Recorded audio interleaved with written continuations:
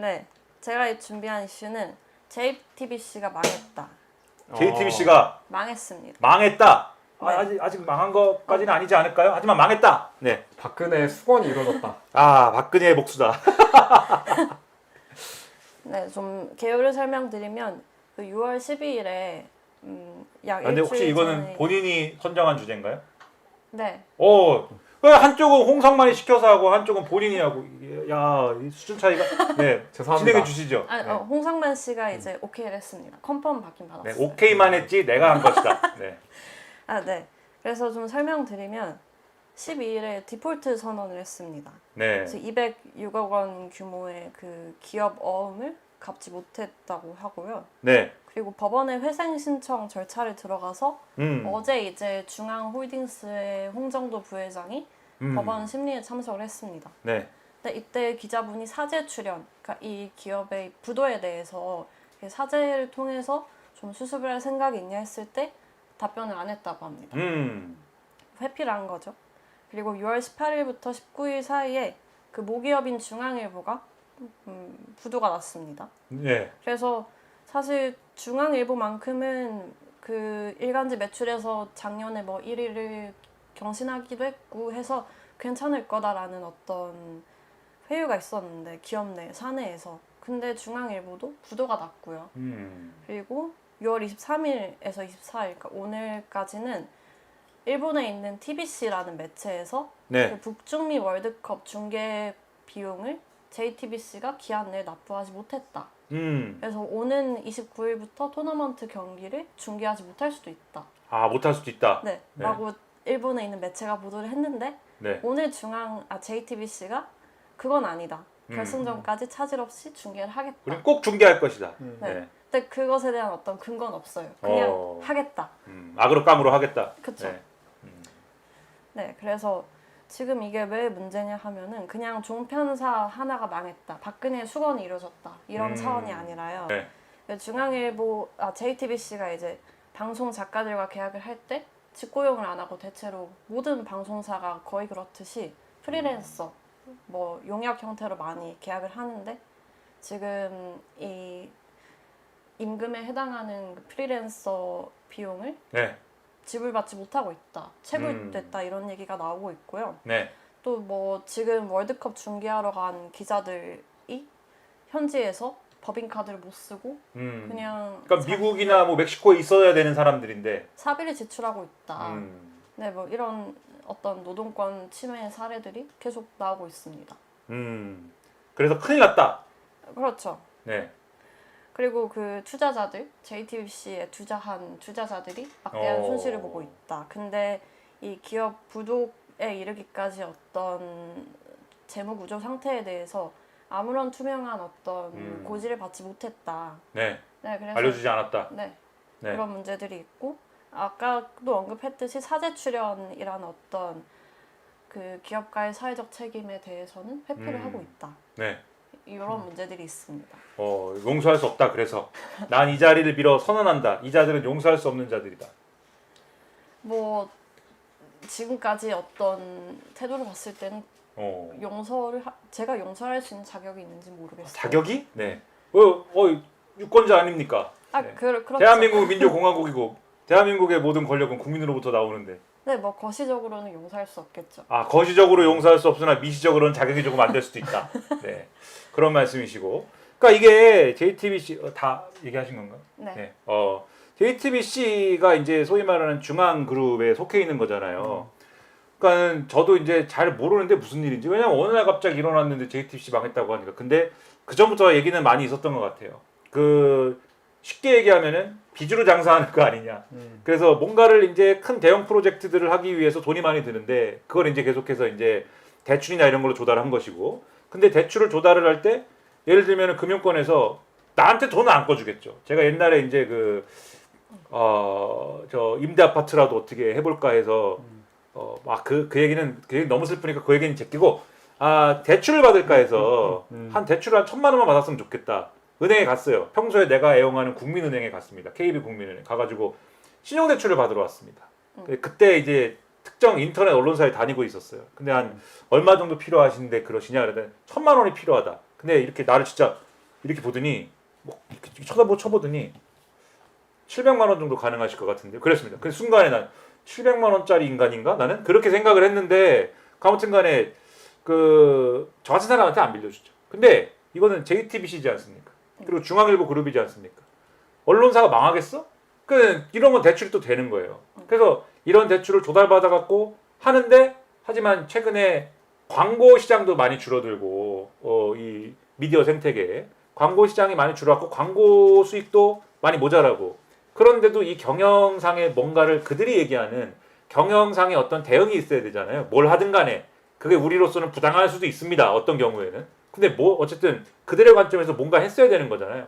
근데 그런 건 안 하고 계속 하던 대로 합니다. 하던 대로 해서 결국은 자꾸 돈을 꺼주다 보면은 이율이 높아질 거 아니야? 너네 왜 또 꺼가려고 그래? 뭐 이자를 높일 거야? 이럴 거 아닙니까? 이자는 이자대로 높아지고 그리고 이제 그럼에도 불구하고 계속 하다 보니까 보증을 서야 되는 상황이 온 거예요. 그래서 계열사들이 서로 보증 서줍니다. 서로 보증 서가지고 무리하게 대출을 또 끌어오고 나중에 이제 금융시장에 소위 말하는 회사채 발행에 이자 엄청 높아져요. 그래서 마지막에는 막 이거를 엄청 고율로 이 회사채를 발행해가지고 사람들이 살 때 이제 이게 이율이 높은데 근데 마찬가지예요. 사람들이 중앙일보 JTBC가 망하겠어? 그 회사채를 막 삽니다. 그래가지고 정말 마지막까지 정말 끌어모으고 영끌 해가지고 이걸 계속해서 밑빠진 독에다가 물을 계속 부어왔는데 어느 순간에 그게 유지가 안 되니까 터진 거죠. 예. 근데 그 터지는 트리거는 월드컵 중계 한 방으로 우리가 한번 월드컵 중계로 대박 한번 내고 이거를 다른 방송사들한테도 팔아가지고 한번 좀 역전의 기회를 그래도 마지막에 한번 크게 해보자 이랬던 것 같은데 그것도 이제 펑크난 거지 않습니까? 다른 방송사들이 안 사가면서. 그래서 사실 그것 때문에 회사가 망한다라는 거는 있을 수 없는 일이고 그 전에 이미 이만큼 문제가 있었기 때문에 마지막에 그게 테트리스 마지막에 죽을 때 테트리스의 마지막 블록이 내려오면서 깨우잖아요. 그것처럼 이제 그게 터진 거죠. 그래가지고 이제 지금 법정 관리 신청하고 이제 어떻게 할 거냐 이렇게 문제가 되는데 제가 또 JTBC를 가지 않습니까? 가는데 이제 그 유튜브 방송 하는데 가고 있는데 출연료 언제 나올지 몰라요. 그래서 제가 물어봤어요. 섭외를 하길래 그러니까 이 사람들은 괜찮을 때는 섭외 안 하고 망하게 생기니까 섭외를 합니다. 그래가지고 이게 출연료는 나오나요? 그랬는데 한참 있다가 답이 왔어요. 저를 섭외하는 건 작가님이니까 한참 있다가 답이 왔어요.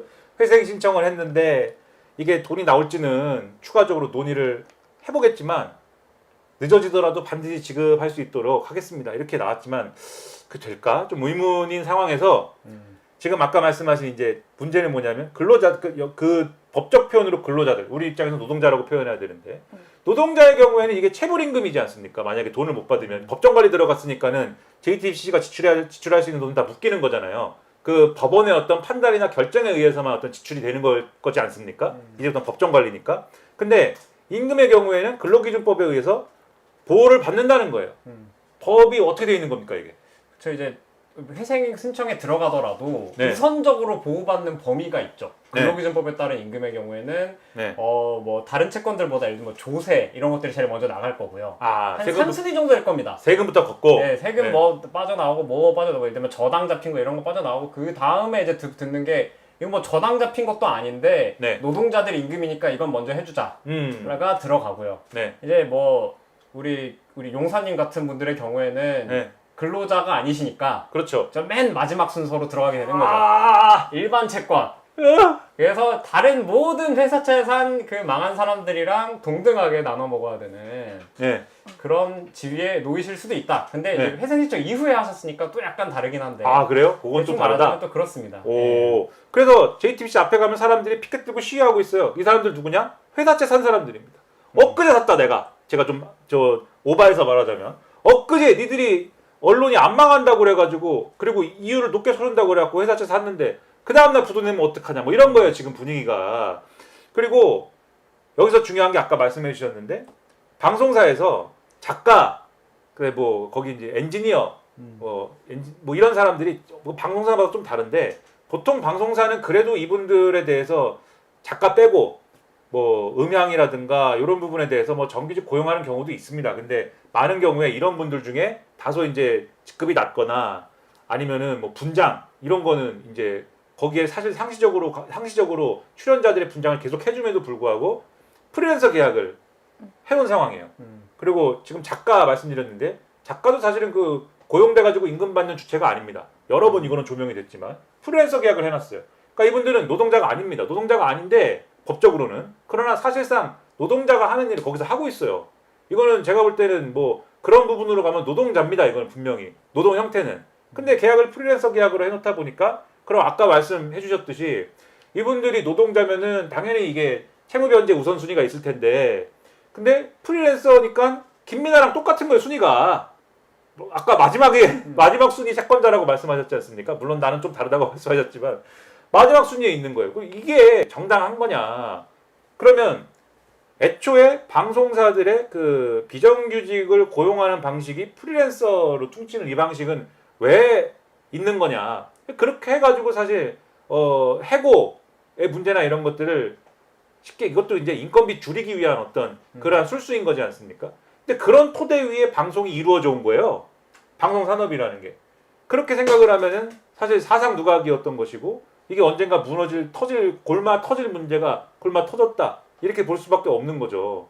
그래서 프리랜서 계약으로 퉁치는 게 이제 다른 직종에도 굉장히 많을 텐데 방송국에 그렇게 아주 그 만연해 있는 것의 문제가 이런 방식으로도 터지는구나. 저는 이번에 그걸 느껴서 좀 너무 슬펐습니다. 네. 어떻게 해야 그러면 이거를 이 프리랜서 계약인 이분들은 실질적으로 노동자인데 이건 구제 방법이 없는 거예요?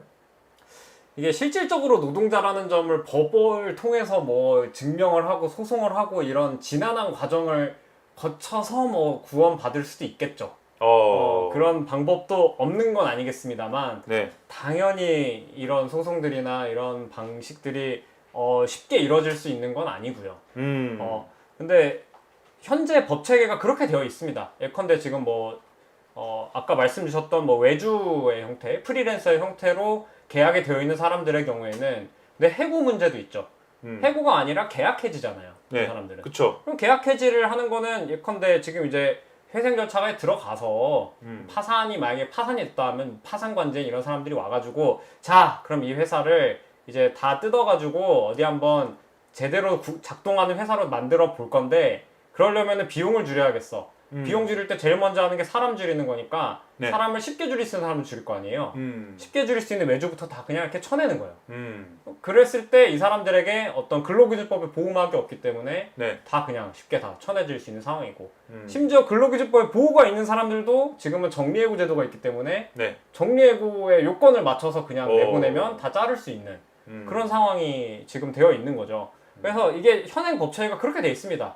그래서 실제로 뭐 경영자가 잘못하고 지금 말씀 주셨던 것처럼 사실은 이 과정에서 노동자가 잘못한 게 하나도 없어요. 그렇죠. 다른 방송사들이랑 똑같이 일했을 거예요. 그 열심히 일한 거밖에 없습니다. 네, 저는 이제 최근에 보니까 SNS에는 얼마나 방송사의 사람들이 꿀 빨고 일을 하는지, 일이 얼마나 편한지, 다 권위적인지 이런 간증들이 갑자기 올라오면서 이 사람들이 잘려 마땅하다는 식으로 올라오는데, 네. 근데 그럼 왜 하필 JTBC만 그러냐고요. 그런 건 아니죠. 다른 방송사들도 다 비슷하게 일하고 다 열심히 일하실 텐데, 근데 JTBC 중앙그룹의 경영자들이 뭔가 경영상 판단을 잘못하고 대단히 뭔가 방만하게 경영을 해서 이 문제가 터진 것인데 그 책임은 평소처럼 열심히 일해서 이 중앙그룹을 먹여 살려온 노동자들이 결국 다 뒤집어 쓰게 될 것이다. 그렇죠. 네, 그리고 이게 주식회사이기 때문에 사실 그 주주 개인의 사재까지 출연할 의무가 있지는 않거든요. 그러니까 아까 말씀하셨던 것처럼 대주주인 사람, 경영자인 사람이 자기 사재를 출연하지 않는 것도 법적 권리인 거예요. 그러니까 자기가 이거를 망쳐도 자기 주식에 해당하는 분만큼만 손해보면 끝나는 것으로 제도가 돼 있기 때문에 노동자들은 자기 인생을 다 손해보고 근데 방만한 경영하는 사람들은 그 손해가 제한되어 있는, 책임이 제한되어 있는 것이 현재 주식회사 제도의 어떤 모순이라고 좀 보여지긴 합니다. 그러니까 그 방송사에 일하는 사람들 뭐에 대한 그 어떤 전형적인 지금 편견 이런 거를 많이 SNS에 쓴다고 말씀하셨는데 그거 사실 어떤 직종이냐 어떤 위치에 있냐에 따라 다르거든요. 예를 들면은 뭐라고 해야 될까요? 예능을 제작하는 현장에 예를 들면 정규직 PD면 그럴 수 있겠죠. 뭐 막 이렇게 권위주의적으로 하고 또는 보도국에 있는 정규직인 어디 뭐 부장 정도 되는 국장 수준까지 가는 그러한 고위직인 기자 뭐 그럴 수 있겠죠. 근데 그런 사람들이 아니라 그냥 방송 작가는 방송계에서 방송 작가를 직고용해가지고 노동자로서 이 인건비 지출하는 건 거의 없습니다. 거의 본 적도 없어요 나는. 그런 일이 일반화돼 있고 그래서 어떤 데는 너무 열악해서 이게 방송사마다 처우가 다른데 그리고 어차피 뭐 프리랜서로서 고용하는 거니까는 똑같은 돈을 주지도 않을 거잖아요. 근데 너무 열악해서 어떤 작가들은 주탕 뛰어요. 그 투잡이에요. 그러니까 예를 들면 낮에는 예를 들면은 뭐 제가 비유를 하자면 낮에는 도적 TV에서 일하고 밤에는 용사 TV에서 일하고 뭐 그런 식인 사람도 있어요. 그러니까 엉망진창이에요. 그런 사람들에 대해서 사실은 그런 사람들이 지금 제일 큰 피해 보는 건데 그런 사람들에 대해서는 잘려 마땅하다 이러면 이제 안 되는 거고 마찬가지예요. 그래서 그 전형적인 방식으로 이제 비난하는 거는 안 좋은 것 같고 그동안에 노동운동의 차원에서 사실 이 부분이 좀 소홀했던 부분이 있거든요. 예를 들면은 언론노조 있잖아요. 언론노조 있는데 언론노조에서 기존의 정규직인 예를 들면 기자 내지 이런 분들은 언론노조 조합원으로 이제 조직이 돼 있습니다. KBS, SBS, MBC 등등등 종편은 아니고 종편은 뭐 거기까지는 안 가고 근데 예를 들면 이거는 뭐 JTBC는 아니지만 KBS, MBC, SBS의 시사 라디오 프로그램에 작가로 계약돼 있는 이런 분들을 대변하는 무슨 노조가 그동안 있었느냐? 지금 이제 있는데 그 이전 상황에 있었느냐? 없었어요. 언론 노조가 대변하지 않았기 때문에. 언론 노조의 정규직 조합원들이 이 비정규직 신세인 그 언론 생태계에 있는 노동자 또는 노동자인데 노동자 정체성을 박탈된 사람 이런 사람들을 그동안 조직하지 못하고 대변하지 못했기 때문에 없었어요. 그래서 이 몇 년 전에 그 방송작가 노동조합 이런 거를 만든다고 하고 뭐 그랬는데 그게 뭐 지금 있지만 거기서도 얘기가 좀 복잡하긴 합니다. 뭐 이게 나는 감당이 안 되는 얘기인데 아무튼 간에 그런 시도도 있고 했는데 그러니까 이런 부분에서는 사실 원래는 언론노조가 했어야 되는 일이죠. 근데 잘 안 된 부분이 있어요. 어쩔 수 없이. 뭐 어쩔 수 없었는지 모르겠지만 그런 부분에서 이런 게 쌓이고 쌓여서 결국 모든 얘기들이 쌓이고 쌓여서 마치 그 원기옥 모으듯이 부정적인 에너지, 부정적인 어떤 처신, 부정적인 제도, 그다음에 어쨌든 그런 것들이 막 와가지고 지금 한 방에 펑 터지는 느낌이 드는 거거든요. 그래서 이제 이런 문제가 다시 재발하지 않도록 하려면 지금의 언론 생태계가 전반적으로 노동자 친화적으로 바뀌어야 된다. 그런 생각이 먼저 들고, 근데 요거 이제 노동에 대한 얘기고, 언론의 관점에서는 이런 슬픔이 있습니다. 다른 종편사들은 왜 안 망하냐? 왜 안 망한다고 보십니까? 다른 종편사들은 뭐 비슷할 텐데. 그 중앙그룹 측에서 네. 이제 사실 중앙그룹의 수많은 미디어 계열사 중에 JTBC가 나름 수익을 내는데 역할을 해왔다고 할 수 있잖아요. 네. 뭐 손석희 영입부터 시작해서 뭐 각종 예능이나 드라마의 어떤 지상파급의 그 흥행이라던가. 네. 그런데 JTBC에서 발생하는 이런 수익들이 지금의 중앙그룹 어떤 재무구조상으로 SLL 중앙이라고 혹시 들어보셨나요? 이번에 뉴스 때문에 들어봤고 그전엔 몰랐죠. 네. JTBC의 콘텐츠 제작 기능을 이렇게 독립시킨 회사인데 그 JTBC 수익이 다 이쪽으로 가게끔 지금 재무구조가 설계가 돼 있어요. 네. 그래서 수익은 그쪽으로 가는데 그러니까 일은 JTBC가 하고 수익은 다른 데로 가고 JTBC는 손실을 떠안게 되는 구조인 거예요. 네. 네, 그래서 사실 언론의 관점에서 봤을 때 뭐 노동 문제도 노동 문제대로 중요하고 또 이런 기업이 지배할 수밖에 없는 이런 재무 구조들이 사실 시민사회가 좀 감시하기 어려운 측면이 있죠. 시민사회 감시가 되지 않아서 JTBC는 더더욱 망한 것이다. 그러니까 시민사회 감시가 안 됐다기보다는 네. 어떤 내가 감시했어야 됐다. 관여할 수 있는 통로가 없죠. 내가 관여했어야 됐다. 나 가져해가지고 연금술로 내가 엄청난 돈을 찍어냈으면은 그래도 대응 가능했을 텐데. 그랬다면 좋겠네요. 아 그렇다면 좋겠다. 평소에 JTBC를 많이 보셨나요? 아 JTBC요. 애정이 조금 있는데. 애정이 있다. 네. 제가 중학생 때 손석희 표 JTBC를 보고 자라면서 기자를 꿈꿨어요. 오 기자를 꿈꿨다. 네, 근데 왜 운동권이 됐는지 모르겠지만. 네, 그 기자의 꿈은 버렸나요? 뭐 그랬다고 할 수 있죠. 기자의 꿈은 버렸다. 운동권과 기자가 꼭 양립하지 못하리라는 법은 없으니까. 네, 기자의 꿈을 꿔도 되는데 아무튼 네. 버렸다. 왜 버렸습니까? 그냥 뭐 대학교 때 운동하면서. 나는 운동권이다 이제 평생 직업적 운동권으로서 살 것이다. 관찰자로 살 수 없겠다. 네, 오. 그렇게 됐습니다. 나는 홍성만의 부하가 될 것이다. 홍상만 씨를 이 방송 출연하면서 처음 알게 됐어요. 아, 잘 모르는 사람이다. 그렇죠. 뭐 알고 싶지도 않다 사실. 아니 뭐 알고 싶지 않진 않고요. 그러니까 저는 이제 소위 말하는 언론 운동 뭐 이런 거 하시는 분들하고 이제 같이 뭐 지내기도 하고 이래서 언론의 관점에서 이게 무슨 사태인가를 보면 다른 종편사들은 사실 뭘 하냐면 정치는 떼토크 뭐 이런 거. 근데 우리는 이제 좋은 얘기하지만 말도 안 되는 얘기, 밑도 끝도 없는 얘기를 뭐 낮 시간 내내 하는 거 그런 거를 하고 그 다음에 뭘 하냐면 트로트를 합니다. 트로트 노래 그게 수익이 어마어마해요. 그걸로 메꾸는 거거든요. 근데 JTBC는 그런 걸 안 했잖아요. 그 왜 그랬는지 모르지만 떼토크는 하다가 안 하다 했는데 어쨌든 간에 그나마 좀 진지한 언론의 기능을 좀 하자 이런 접근이 이제 손석희 영입이었던 것이고 그 다음에 이제 뭐 트로트는 그건 뭐 왜 안 했는지 모르겠지만 안 했어요. 트로트는 좀 품위 있는 걸 하려고 했지. 그러다 보니까는 그런 식의 수익 구조도 안 남은 건데 근데 아까 언론의 시선이라고 했지 않습니까? 어느 쪽이 그러면 언론의 역할에 가까운 사회의 공기로서의 저널리즘에 가까운 형태였던 거냐를 말하면 JTBC가 그런 거잖아요. 근데 이 자본주의 사회에서 언론사가 처음에 생기면서부터 마주하는 모순이지만 이 사실은 기업이란 말이죠. 사기업이란 말이죠. 사기업이기 때문에 돈은 벌어야 되는데 돈을 벌어갖고 돈 안 되는 저널리즘에 쏟아부어야 되는 구조를 애초에 갖고 있어요. 거기서부터 문제는 발생한 거거든요. 사실 이게 근본적으로 따지면 그러면 이제부터 제가 오늘 한겨레에 실린 칼럼 읽다 보니까 그런 얘기를 하던데 이제부터 그러면 이 문제를 벗어나기 위해서 다 갖다 내다 팔아야 될 것이다. 근데 저널리즘을 갖다 내다 팔면 안 되는 거고 다른 이제 것들을 뭐 정리하는 과정이 있을 텐데 언론의 역할을 포기해서는 안 된다는 얘기를 하는 분이 있더라고요. 저는 그것에 공감을 하면서 한편으로는 그렇게 하면 근데 이게 문제 해결되는 거냐. 결국 돈의 문제에 있어서 그런 의문이 들더란 말이죠. 그래서 참 그 웃긴 건데 해결할 수 있는 유일한 방법이 뭔지 아십니까? 해결할 수 있는 유일한 방법. 국유화. 국유화해야 된다. 언론을 국유화해야 한다. 언론이라 하면 첫째 국영방송 하나, 둘째 여당 기관지 하나. 그 여당은 어디냐? 프롤레타리아가 이제 독재를 하는. 제가 한 말은 아닙니다. 네. 자 프라우다 정도면 된다. 네. 프라우다로만 있으면 된다. 그 얘기죠 지금. 여기 극유 포퓰리즘에 정말 달인이신 것 같아요. 네, 그런 상당하신데. 네. 오세훈 시장이 TBS 문제에 대해서 오세훈으로 갔네요. 연금술 나왔습니다. 책임을 좀 다했으면 좋겠습니다. JTBC의 사례를 보면서.